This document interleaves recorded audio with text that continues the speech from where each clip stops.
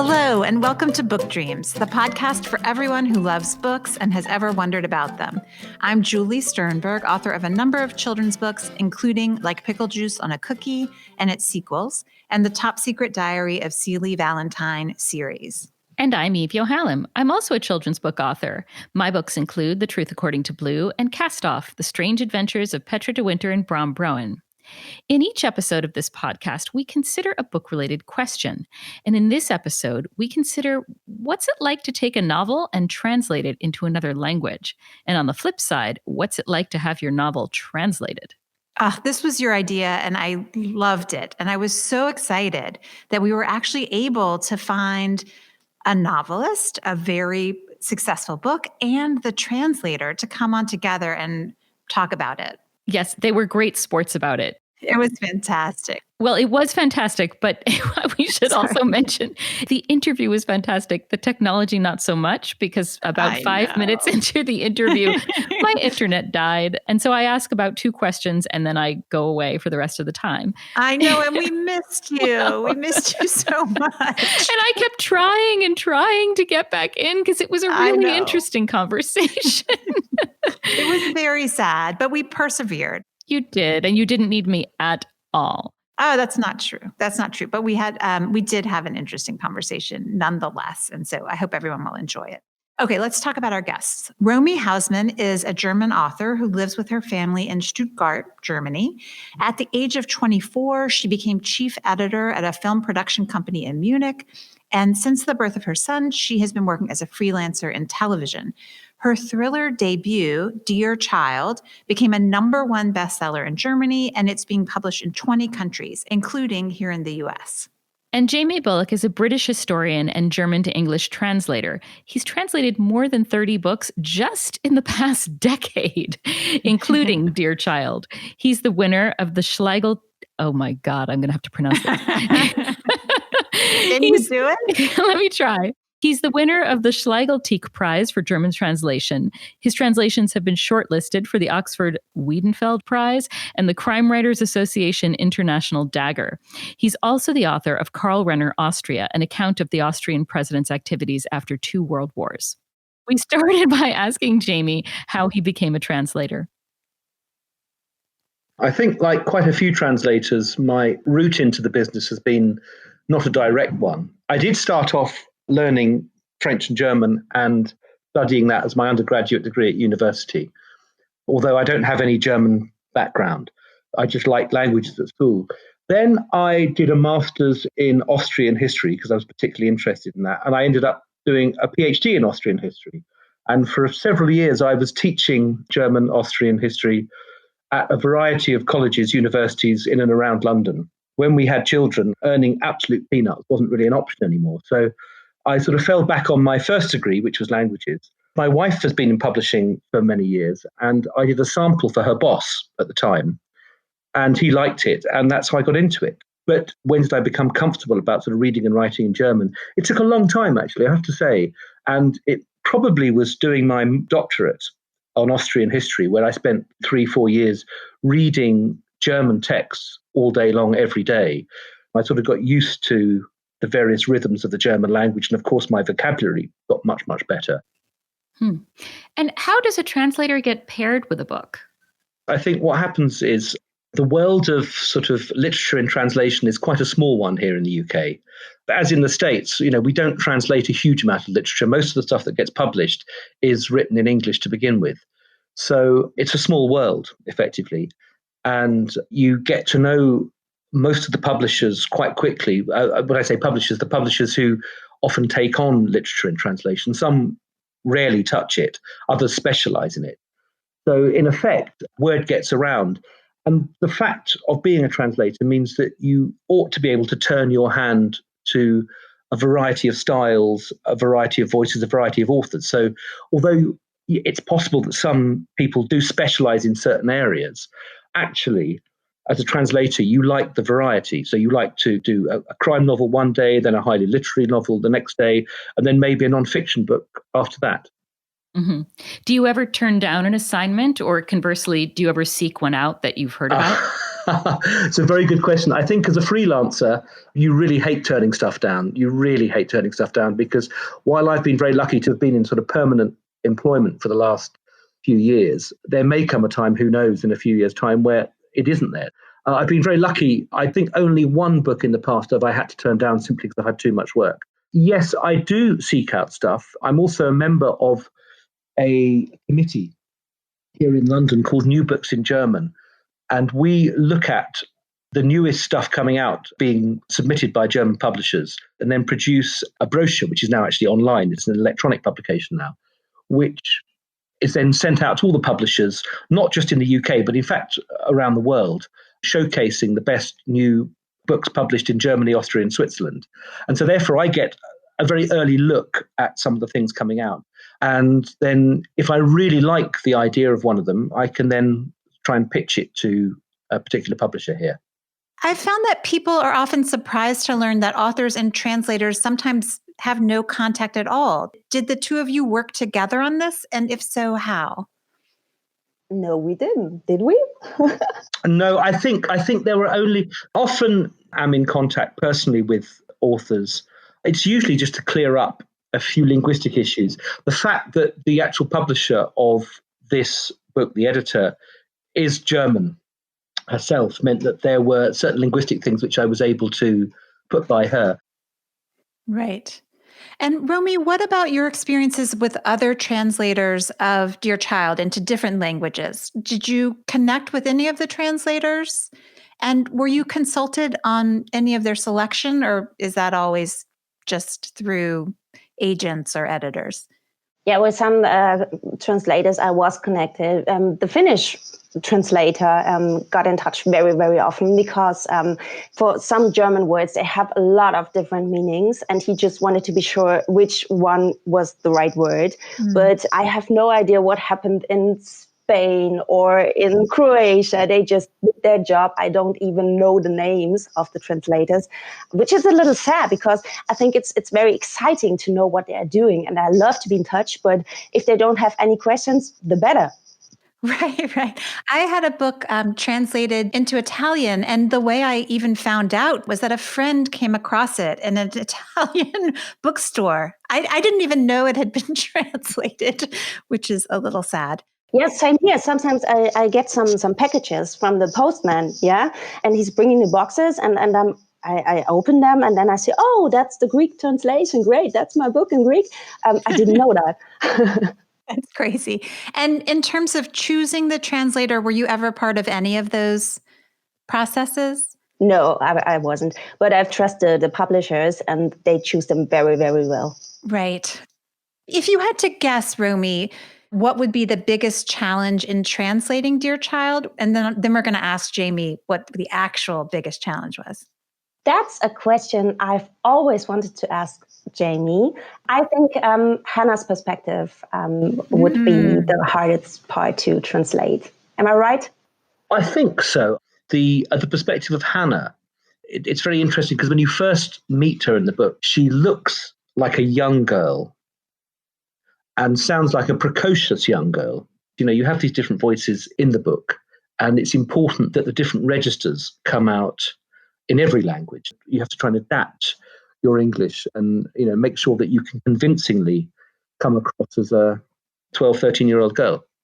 And then there are so many voices, right? So each one has to be distinguishable. I mean, I know just writing as a native English speaker, it's hard to convey different voices. So it must be all the harder to try to get the same essence, but convey the rhythms of speech in a different language. You're guided by the author, obviously. You have the text as such, but along with that, you have to also pass your own judgment. You know, so sometimes if you look at something, think, well, actually, in English, we wouldn't really say that, you know. Especially with a crime novel, especially with a novel with great commercial potential like this one, you have to make the reader believe they're reading a text that was written in English in the first place. That's the illusion you're trying to create. I know you've said in the past, sort of counterintuitively, that translating simple language can be harder than translating complicated passages, and that it can be particularly difficult to translate simple passages told from the perspective of a child. Can you say a little more about that? Yes, it's got a lot to do with the different rhythms of languages. If you just forget the perspective of the child just for the moment, there are some novels that I've translated where you have in the German one simple sentence after another, after another, after another, and it sort of works. In German, it works. When you try and replicate that immediately in English, somehow you look at it and think that's not authentic. It's not authentic English. And so therefore you have to sort of look at it again, play around with it a bit, maybe join up the sentences, maybe, fiddle around with the punctuation, add the odd word in just to make it sound like a genuine English narrative. Coming back to the perspective of the child, are you talking now about what I said about the Birgit van der Becker book? Is that? Yes. Yes. Now that was a very short novella told from the perspective of a 7-year-old. And part of that book also goes back to her infancy. So effectively a time when a child cannot speak. And so therefore you have that added complication that something's being expressed in language at a point in life when you don't have language, if you see what I mean. Yeah. And so there's a tension there between what is being felt and experienced by this child and what is able to be expressed in words. And from a translator's perspective, somehow you've got to think it through and then try and sort of reproduce it. I mean, that's partly done by the way in which I go about my work, is that I translate fairly fast to begin with. So I take the text, I go through it, and I translate fast to try and create some sort of fluency. Then I put the original aside as much as possible, and then I go back and I edit slowly, and I try to edit without reference to the original again. And it's only when I come across a sentence I look at it and think, God, that looks like utter rubbish. I didn't get that right at all. Only when I see that, then do I have to look back and think, oh, of course, yeah, I misunderstood that, or I didn't do that correctly.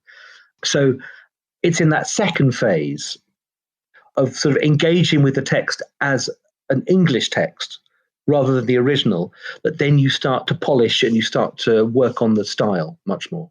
Let's just take, for example, action scenes. In those, you almost have to try and capture the image of what's got the sort of film in your head of what's going on and then rewrite it, because to try and follow the original closely often means you end up with a very wordy and not very good action sequence. Yeah. You reimagine what's going on. So you look at it in your head and saying, so where's his right hand? Where's her body now? What way is she twisted on the floor? Where's the dagger? Where's the gun? And by doing that, it enables you to rewrite it and to get the kind of life back in, to get the kind of urgency back into an action scene. And that's where moving away from the original really kind of helps. Yeah. And what about the element of suspense? Does that raise a particular challenge? Can do. Yeah. Even in the language, there are some times when, for example, and this happens not just in crime novels, where in the original, let's say in the German, you have half a sentence spoken and the rest remains unspoken. Now, because of the very nature of word order, the different word orders between German and English, you can't always say that half of the sentence in English. And you don't want to necessarily give away what's coming. So you've got to try and think very creatively about how to just write a few words that can be cut off halfway through without giving away something that isn't given away in the German. So that's just an example of how suspense sort of works. I love hearing about people's work processes. So I have to ask you about your reaction to Jamie's description of how he goes about translating. Were you surprised by anything he said? I was initially surprised, although thinking back on it, it makes sense. I think it's fascinating that he does the first take really fast, and then for the second take, he doesn't really look to the original. I think that's so interesting. I do too. It really, I think, drives home a little bit how much of a role the translator ends up playing, for good reason. I mean, you have to have the final sound natural in the language of translation. And so that's going to require independent input to make it work. Yeah. How did it make you feel about your own books? Because you've had books translated into languages you don't read. I know. It is a little scary. It would be fascinating to have them translated back word for word, I think. It's a weird feeling to know that there's this book out there under your name that you can't really tell what it's. Yeah, that you kind of didn't write, right? Right. Exactly. And you'll never really know. It reminded me so much of my opera singing days, not actually singing opera because it's just different. You have input from directors and conductors, but singing art songs, singing German lieder and French and Italian and English language art songs, because the process is so similar. First, I would just learn the notes until I really knew what the song was. But then you go and you drill down on the poetry, because most of the songs, a lot of them are based on existing poems. And so you're really kind of excavating the poem. And then at the same time, you're really looking closely at what the piano is doing and what that adds to the interpretation. And then from doing that, I would be thinking literally moment by moment about how to express what I, as the singer, am thinking, but also what the narrator of the song is thinking, the main character, and what is their story. It just felt really similar to me. Yeah, well, it is its own kind of translation. I mean, I'm going to go to my American Idol days. Okay. Not that I was on American Idol, but when I was watching American Idol.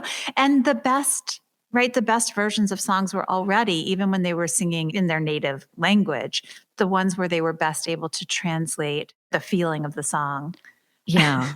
Well, I can't believe that I'm talking about American Idol. No, but I'm going to get right in there with you, because one of my favorite American Idol moments was Adam Lambert. What I loved is when they would take a song really well and do a completely different interpretation. And Adam Lambert did a version of, what's that song? World. Mad World. Thank you. You're welcome. I still remember it. I can see it in my mind. Yeah, it was phenomenal. Yeah. Good, happy times. Okay, back to the interview, which at this point became a joint interview because Romy had as many questions for Jamie as you did. I know, it was fabulous. Let's listen. I have another question for Jamie because I've never really talked to him about his work. Great. Can I ask him? Is that okay? Of course, by all means. Do you sometimes get to a point where you think, what was the author doing there? I would like to write it differently. Oh, yeah. Occasionally, yeah. As a translator, it's such a different experience from reading a book. I read lots of books, but unfortunately, I'm the kind of reader who these days forgets so much of what I've read. Something I read a month ago, I find it really hard to remember what happened. But with the books I translate, I read them once in German, and I go through them again in English. And you get so involved with all the characters, that sometimes as you're writing, you think, well, really? Is that going to happen to them? No! Save them. Please, no. I want to change it, but I can't. That's so funny. And it connects well to a question I wanted to ask, which is, so often the people who are overseeing the translation, like editors and publishers and even sometimes authors, don't really have any way of judging the quality of your work because they don't speak the language that you're translating it into. So I guess it's a question for both of you. How does it make you feel, Jamie, to kind of know you couldn't probably make some changes and get away with it for a while at least? And how does that loss of control make you feel, Romy? For me, it's quite okay because I just trust the translator, I just trust them to understand what I wanted to say with my text. And I think that the publishers choose very well on the translator. So I'm full of trust. And about Jamie, they told me that he was really, really good. And how about you, Jamie? How does it make you feel to know that so often your work won't be reviewed in that way? Well, in the case of being a translator from German into English, that's wrong. Being a translator into English, in fact, it's much more likely that people will be able to pick you up on your translation. I mean, if I were translating into Korean, the chances of many people in Germany actually being able to gauge what I've written would be very slim. Now, generally speaking, they're not going to go through it line by line and say, oh, that's wrong, that's wrong, that's wrong. Theoretically, they could do. But also being a translator into English is a big responsibility because, of course, you're not just translating for the UK, but you're translating for the US, you're translating for all the other English-speaking countries. And not only that, potentially, you're also translating for some other countries that use your translation as a sort of midway point. It's not often known this, but occasionally some countries use the English translation to then create their own version rather than going back to the original. Interesting. Yeah. That makes sense, actually. I wanted to ask, too, about slang, translating slang. So often slang has heavy regional connotations, and it reflects things like cultural background, heritage. For example, the American English word ain't. How do you go about translating slang like that, which is even regional within the language itself? It's a very difficult one. In some ways, it's getting a little bit easier because as individual languages are homogenizing through, well, originally through television and now through the internet and social media and the fact that we're all watching the same things, the regional differences are becoming less. But it's always a very thorny point for translators. So let's say, for example, you had, and it does come up quite often, a character speaking dialect in German. Now, in the past, and I'm talking about way in the past now, some translators tried to replicate a certain dialect with a corresponding British dialect, which has some charm to it sometimes, but also it's fundamentally wrong because it's setting then that character in somewhere completely different, which is really, that's sort of not right. Generally speaking, the novels I translate, most of the slang you get is urban slang. And you can tend to find an urban vernacular which relates to city life, which is not specific to one particular city. Do you get what I mean in English? So, it's kind of youth speak or whatever. Yes. But that sort of works. There's something more general, universal about that young person's speech. It isn't situated so regionally. Yes, I'm often mocked by my children for not knowing the youth speak. Well, luckily with my children, I have used my children so often for translations. One I did earlier on this year, I sat them down and quizzed them. I said, how do we do this? There was a sort of 14-year-old girl who was a character in one comic novel. It worked really well. That's great. Romy, you have a background in film editing, and of course, moving from visual to text or text to visual is a kind of translation. What elements of filmmaking and visual storytelling do you think you brought to Dear Child? I think it's been a good preparation to write because I got to know different characters, and when I did my shootings, I went to edit my films and I know when to cut a scene, how to make it interesting, how to, keep up suspense. So I guess it was a good preparation for what I do now. Yeah. Jamie, I'm wondering too, what do you think are the most common mistakes that new translators make, and what advice would you give to them? Well, I always say that probably the most important quality a translator needs is confidence. You've got to be confident in the decisions you make. And the way I try to sort of explain this is by trying to give them a visual analogy. So say you're walking along a path and you have a chance to go either 90 degrees to the left or 90 degrees to the right because the path separates. You want to go straight on because that's what you want to do, but you can't. You've got to either go left or right. And that's what translation's like sometimes. You feel like you always want to go sort of the middle route, which seems to be the most sort of accurate way of doing something. But actually, a lot of the time, you have to make a decision which is more creative than literal and will end up being a far better decision to take than by trying to sort of shimmy along and go along with what the original text says. So you need that confidence to be able to say, I've taken this decision and I think it's a good one. So I just want to ask what each of you is working on next or has in mind, if you don't mind sharing. Well, I'm in the middle of a project. I've written 2 short stories during the lockdown in spring, and they got published this year. And now I'm writing on my third thriller, which is quite exciting because it's going to be very, very different from Dear Child and the one I wrote after Dear Child. So it's very exciting for me. Oh, that's terrific. I'm excited too. And Jamie, how about you? Well, I've got a couple of things lined up in the next few months. So one's nonfiction, and it is effectively a life story about a Jewish refugee from Vienna who was quite a famous cook. And she set up a cooking school. And she was well known because she also published a cookbook in the early 1930s, maybe late 1920s, early 1930s. And she escaped from Austria to the UK originally, and then ended up in the US after the war.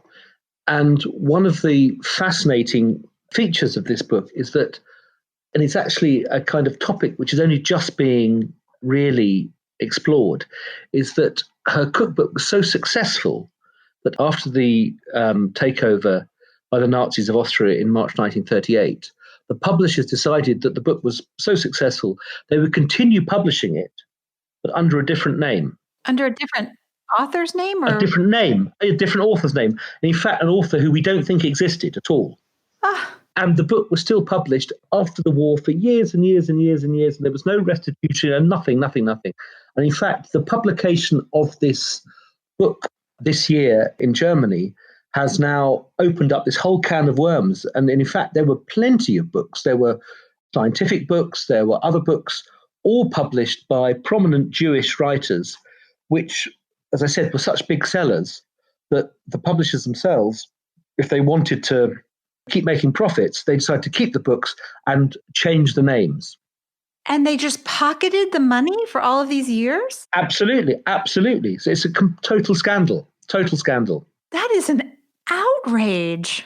Yeah. So you'll be hearing more about this, and the book should come out in 2022. So we've got a little while to wait. So they have a little time to clean up their act.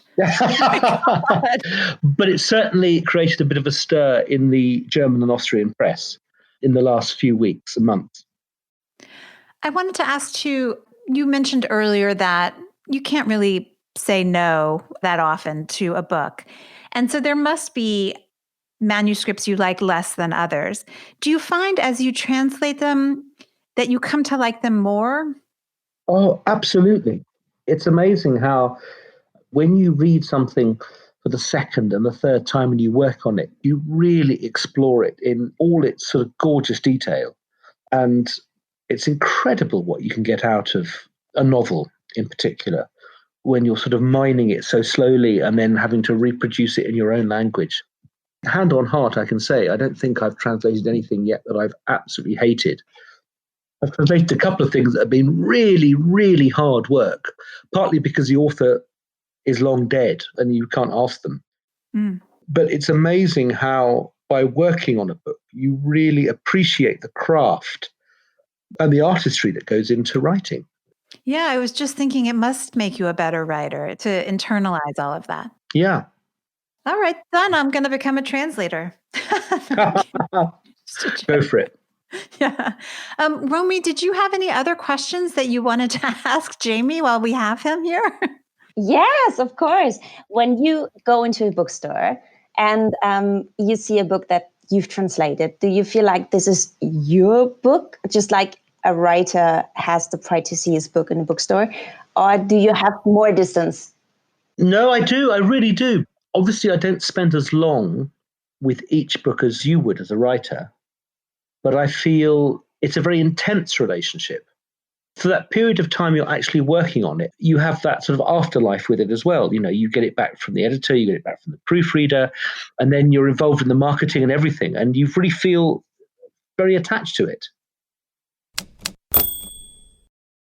It was so fun to hear Romy's questions of Jamie. I got the sense that she came on the podcast in no small part because she wanted to listen to him. She wanted to know what he had to say about translating her work and other works. And I can relate to that. And I really appreciate that she agreed to do that. Oh, yeah. I loved listening to them. You know, this episode really gets at the heart of what authorship means, right? You have the writer. But then it's never just the writer. There are all of these people have input. You're writing a book and you give it to friends for feedback. You give it to your agent. Your agent has feedback. Editors have feedback. Sometimes marketing has feedback that you need to take into account. Mm-hmm. This is just to get it to market in the original language is a group effort. But of course, the author has the final say. But then you bring in translators, which is a whole other level of interpretation. And then there are readers. So just because you put something on the page and you have an idea in mind doesn't mean that's what the reader is going to take from it. Right. It's so interesting because I always think of writing as such a solitary process, just me in a room trying to fill a page with words. But you're right. At the end of the day, if there's some level of success, then it's a kind of a global affair with lots and lots of different players. That's a fun way to think of it. And I love the idea that the book is connecting all those different people. Yeah, that is a very nice message for book dreams. I think so. And I think that's it for this episode of the Book Dreams podcast. Thanks so much for listening. Please subscribe if you haven't already. And if you like the podcast and think someone else would too, please rate and review us on Apple Podcasts or your favorite podcast player. It really helps. It really does. And be sure to let us know if there's a book-related topic you've wondered about, and we'll try looking into it in a future episode. You can reach us for that reason or any other at contact@bookdreamspodcast.com. We're also on Twitter at BookDreamsPod and on Instagram at BookDreamsPodcast. You can find Jamie on Twitter at Jamie Bulloch, and you can see more about Romy's books on Twitter at #Romy Hausmann. Many thanks to our associate producer, Gianfranco Lentini, and to our theme music composer, Maya Polsky. You can find Eve at eveyohallam.com and me at juliesternberg.com. And check out the podcast website, www.bookdreamspodcast.com. Until next time, happy book dreaming. Happy book dreaming. Come listen to Book Dreams with Julie and